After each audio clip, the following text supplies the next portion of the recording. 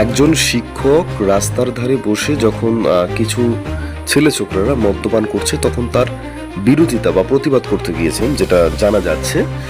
যদিও এই ভিডিওটির সত্যতা সম্পূর্ণরূপে যাচাই করা হয়নি আমাদের তরফ থেকে, কিন্তু তবুও যেটা দেখা যাচ্ছে স্পষ্ট, যেটা কালকের একেবারে খবরের শিরোনামে ছিল, যে একজন শিক্ষক যিনি ছেলে ছোকরারা যখন রাস্তার ধারে মানে প্রকাশ্য দিবালোকে, তার মধ্যে একটি মেয়েও ছিল যারা নেশা করছে, সেটার প্রতিবাদ করায়, যেটা অভিযোগ তুলেছেন আক্রান্ত শিক্ষক, যে যখনই তারা সেটার প্রতিবাদ করে, সেই প্রতিবাদের পরিপ্রেক্ষিতে তার উপর হামলা চালানো। এবং ভিডিওটি কিন্তু স্পষ্ট দেখা যাচ্ছে যে প্রথমে একজন ছেলে কিন্তু সামনে এসে দাঁড়ায়, যাকে দেখে কিন্তু সেরকম মনে হচ্ছিল যে বাস কথা বলছে, কিন্তু হঠাৎ করেই সে কিন্তু একেবারে সপাটে শিক্ষকের গালে একটা চর মারে, যেটা একেবারেই মেনে নেওয়ার মতো বিষয় নয়। তারপরে কিন্তু যে তার সাঙ্গভঙ্গ, তারা কিন্তু তাকে আটকানোর জন্য আসে, এবং এই ঘটনা কিন্তু ধীরে ধীরে আরও গতিবেগ পায়। এবং যেটা দেখা যাচ্ছে পরবর্তী সময়ে কিন্তু শুধু যে প্রথমে এসেছিল কালো এই পোশাক পরা ছেলেটি, সেটা কিন্তু নয়, তা বাদে যারা বাকিরা রয়েছে তারাও কিন্তু একে একে হামলা করা শুরু করে, এবং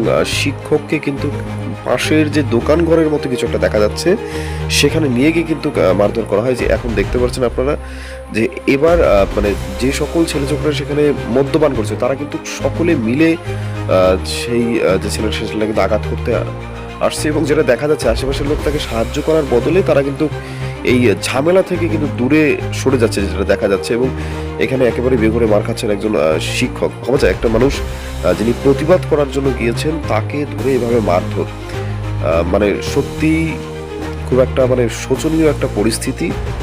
এই বিষয়ে আপনাদের কি মতামত অবশ্যই লিখে জানাতে পারেন কমেন্ট বক্সে।